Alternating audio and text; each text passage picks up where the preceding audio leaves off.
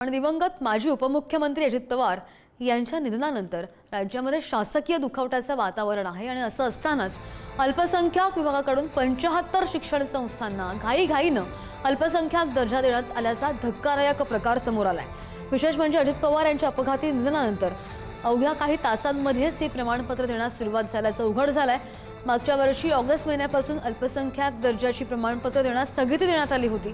मात्र अजित पवार यांच्या निधनानंतर ही स्थगिती डावलून मंत्रालयामधून गुपचूपपणे प्रमाणपत्रांचं वाटप करण्यात आल्याचा आरोप केला जातोय। उपमुख्यमंत्री दिवंगत अजितदादा पवार यांचं निधन झाल्यानंतर राज्य सरकारने दुखवटा जाहीर केला होता। मात्र सरकारकडूनच त्याच दिवशी जे आहे ते काही प्रमाणपत्र वाटप करण्यात आले आणि ते अजित पवार यांच्याच विभागाचे होते। त्यामुळे हे सगळं प्रकरण उघड करणारे अक्षय जैन जे आहेत ते आपल्यासोबत आहेत।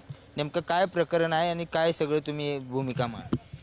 28 जानेवारीला संपूर्ण राज्य शोकमग्न होतं आणि संपूर्ण राज्यभरातून ज्यावेळेस अंत्यदर्शनासाठी कार्यकर्ते जनता बारामतीत दाखल होत होती त्यावेळेस अजितदादा ज्या खात्याचे मंत्री होते त्याच मंत्रालयातील काही महाभाग अधिकाऱ्यांनी ज्या गोष्टीवर स्थगिती होती म्हणजे अल्पसंख्याक दर्जा प्रमाणपत्र जो असतो त्याच्यावर स्थगिती होती आणि नोव्हेंबर डिसेंबर जानेवारी 27 पर्यंत एकही प्रमाणपत्र शासनातर्फे वाटण्यात आलेलं नव्हतं।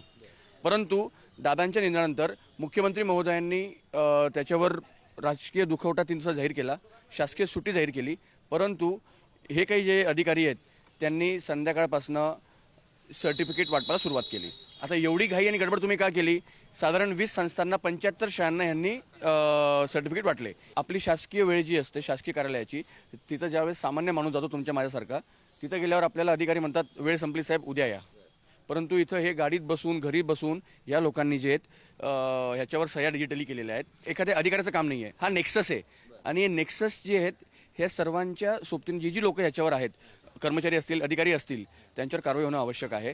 कारण राजकारणी किंवा मंत्री हे राज्य चालवत नाही आहे। आपण बघितलं असेल परवा झिरवळ साहेबांच्या कार्यालयात एका अधिकाऱ्याला अँटी करप्शन ब्युरोने रंगेहात रेड पडून त्याला ताब्यात घेण्यात आलेलं। तर ह्याच पद्धतीने जे काही लोक आहेत यांच्या पाठीशी कोणकोणती लोक आहेत, कोण राजकारणी आहेत, मंत्री आहेत, अधिकारी आहेत, कोण आहेत हे सर्व समोर येणं आवश्यक आहे। त्यामुळे माझी आपल्या माध्यमातून राज्याच्या मुख्यमंत्र्यांना विनंती आहे, दोन्ही उपमुख्यमंत्र्यांना विनंती आहे की कृपया करून साहेब आपण याची चौकशी करावी आणि जे कोणी दोषी आहेत हा राजकीय विषय नाही आहे, जे कोणी दोषी असतील यांच्यावर कारवाई होणं आवश्यक आहे। व्हिडिओ जर्नलिस्ट निखिल करंदीकर सह बालाजी पोद्दार, पुढारी न्यूज, पुणे। आणि माजी उपमुख्यमंत्री स्वर्गीय अजित पवार यांनी या 75 शाळांचं प्रमाणपत्र थांबवलेलं होतं। चांगल्या शाळा नव्हत्या आणि त्यामुळे प्रमाणपत्र थांबवलं होतं अशी माहिती सध्या समोर आलेली आहे। दादांच्या निधनानंतर 1 दिवसामध्ये प्रमाणपत्र दिलं ही बाब दुःखद आहे। शिक्षण अधिकारी संबंधित संस्थांवर मुकोका लावायला हवा असं सुद्धा प्यारे खान यांचं म्हणणं आहे।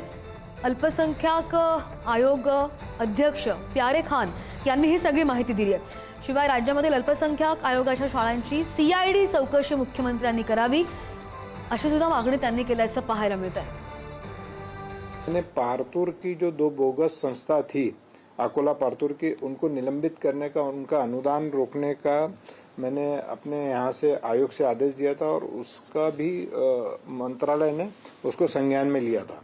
तो हमने काफ़ी सारी जो अल्पसंख्यक स्कूलें हैं उन पे कार्रवाई भी की थी और लास्ट टाइम अगर आप देखोगे तो उस पर महाराष्ट्र के मुख्यमंत्री श्री देवेंद्र फडणवीस जी ने उस पर SIT भी बिठाई थी। लेकिन अब मुझे ऐसा लग रहा है कि SIT से काम चलने वाला नहीं है। अब इन पे CID इस केस की पूरे प्रकरण की जांच करे और जो दोषी है उनको जेल भेजे।